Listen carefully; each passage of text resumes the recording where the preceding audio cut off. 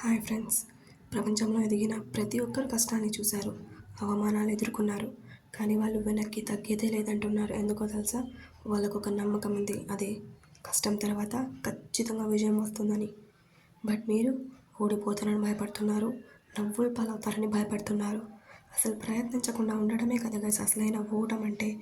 మీరు కష్టపడ్డం ఆపేస్తే మీ కలలన్నీ కలలుగానే మిగిలిపోతాయి. అర్థమవుతుందా?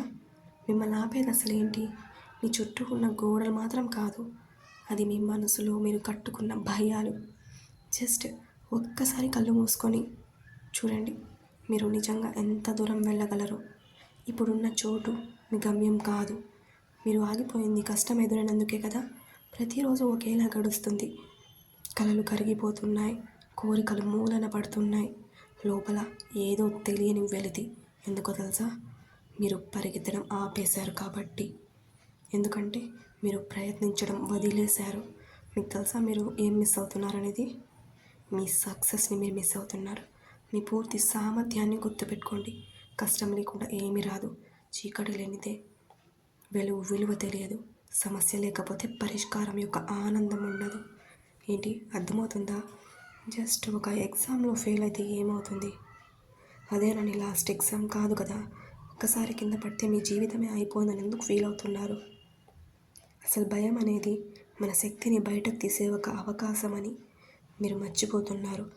ఒక్క విషయం గుర్తుపెట్టుకోండి. జస్ట్ ఒకే ఒక్క విషయం గుర్తుపెట్టుకోండి. ఏంటో తెలుసా? మీరు భయపడే వ్యక్తి కాదు, మీరు గెలిచే యోధులు అని మర్చిపోకండి. ఏంటి అర్థమవుతుందా? ఒక్క ఎగ్జామ్ మీ ఫ్యూచర్ని డిసైడ్ చేయలేదు కదా.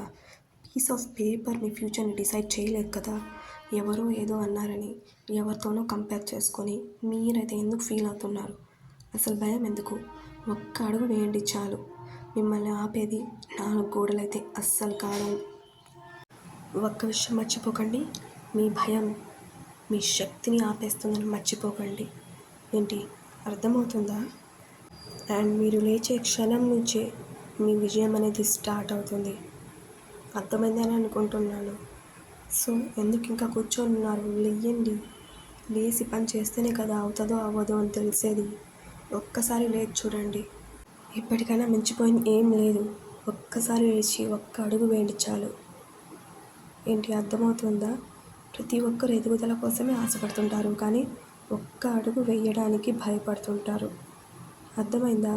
మీరు మాత్రం ఆ ఒక్క అడుగు ముందు వేసి చూడండి, ప్రపంచమే మారిపోతుంది. జస్ట్ ఒక్కసారి లేయండి, ఇప్పుడే మొదలు పెట్టండి.